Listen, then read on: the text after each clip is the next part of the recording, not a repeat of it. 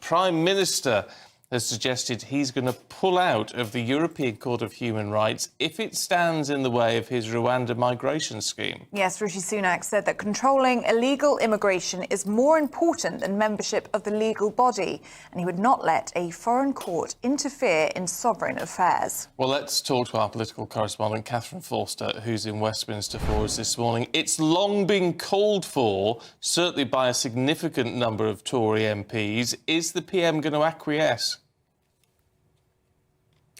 Well, it's sounding very much like he will, if necessary. Bear in mind that the Safety of Rwanda bill is still going through Parliament. It's faced a huge battle to go through the House of Lords.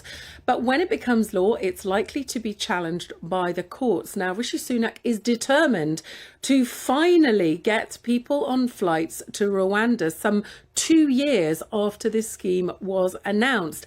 If it is blocked by the courts in Europe again, he has heavily suggested now that he will promise to pull Britain out of the ECHR. That is the nuclear option.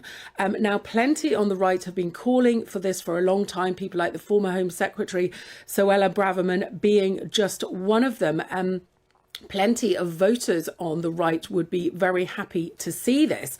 But of course, it will alienate potentially many of his sort of One Nation, more moderate wing. It may alienate also a lot of potential Conservative voters. And also the government in Kigali, in Rwanda itself, said that it would have no part in this deal if it was not going to comply with international law. So let's see. It could, of course, be called as one of the pledges that Rishi Sunak might make in going to the polls and fighting the next election, whenever that may be. Some speculation that that could be in the early summer.